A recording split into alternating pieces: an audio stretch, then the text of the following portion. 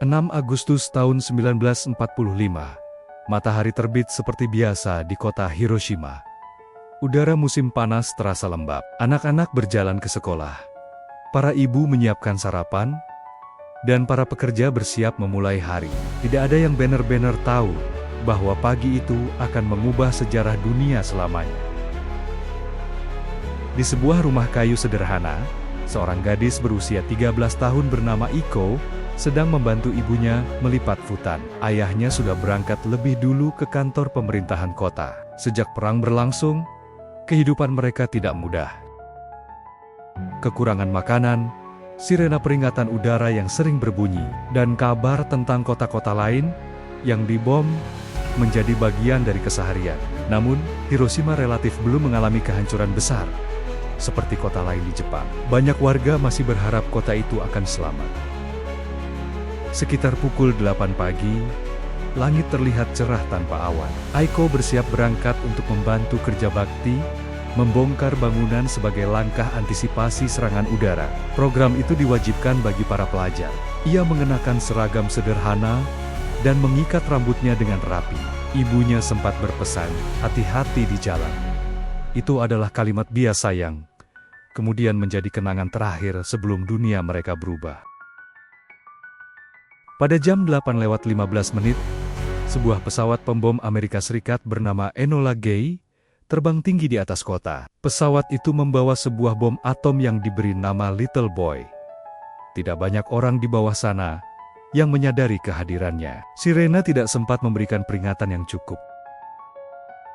Lalu, dalam sepersekian detik, cahaya putih menyilaukan menyelimuti langit Hiroshima. Aiko, yang saat itu berada beberapa kilometer dari pusat ledakan, melihat kilatan terang seperti ribuan matahari menyatu. Panas luar biasa menyambar tubuhnya. Ia terlempar ke tanah ketika gelombang kejut menghantam segala arah.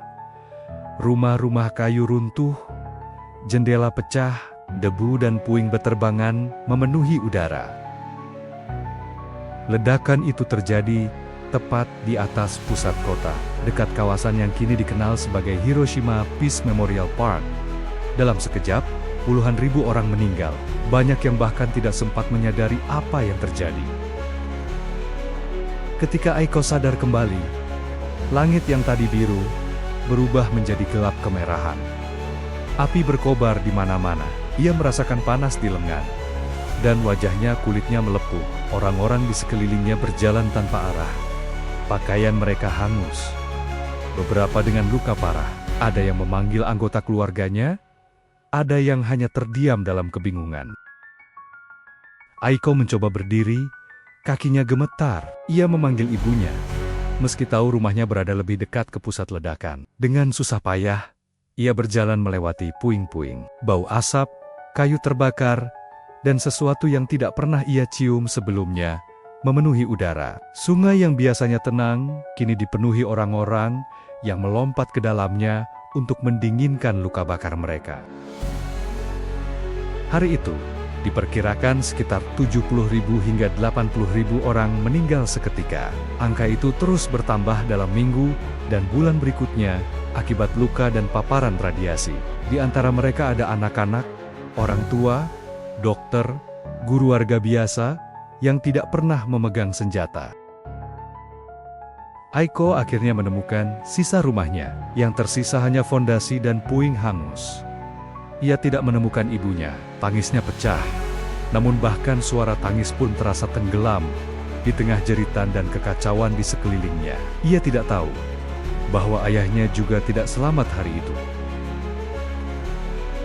Malam pertama, setelah ledakan terasa seperti neraka di bumi. Kota yang dulu hidup kini berubah menjadi lautan api. Banyak yang terluka tidak mendapatkan perawatan medis karena rumah sakit dan dokter juga hancur. Iko bersama beberapa orang selamat berlindung di bangunan yang masih berdiri. Mereka berbagi air dan saling membantu sebisa mungkin. Beberapa hari kemudian, hujan hitam turun tetesan bercampur debu radioaktif. Saat itu, tidak ada yang memahami bahaya radiasi. Orang-orang meminumnya karena kehausan. Beberapa minggu setelahnya, banyak yang mulai mengalami gejala aneh. rambut rontok, demam tinggi, muntah, dan pendarahan. Penyakit radiasi menjadi momok yang tidak terlihat. 3 hari setelah Hiroshima, bom atom 2 dijatuhkan di Nagasaki pada 9 Agustus tahun 1945.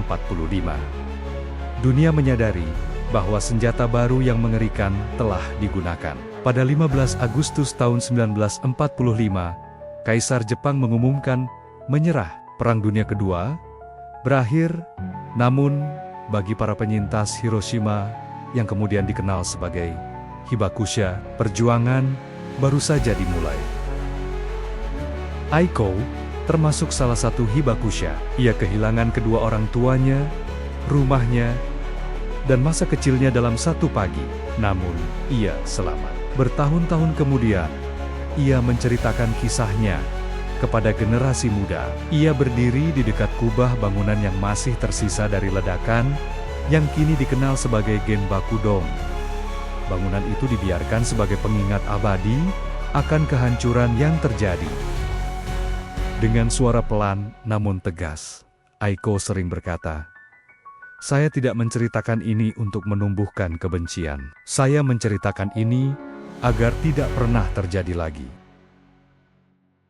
Hiroshima kemudian bangkit kembali. Kota itu dibangun ulang, menjadi simbol perdamaian dunia. Setiap tahun pada 6 Agustus, lonceng perdamaian dibunyikan.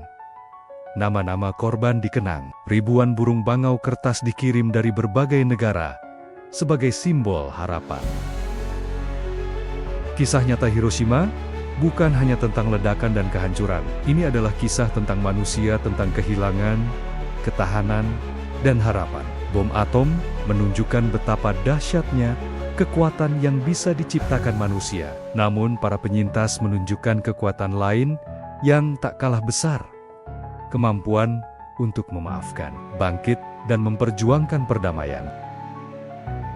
Sejarah itu masih bergema hingga hari ini. Di antara puing dan abu, dunia belajar sebuah pelajaran mahal, bahwa perdamaian jauh lebih berharga daripada kemenangan apapun di medan perang.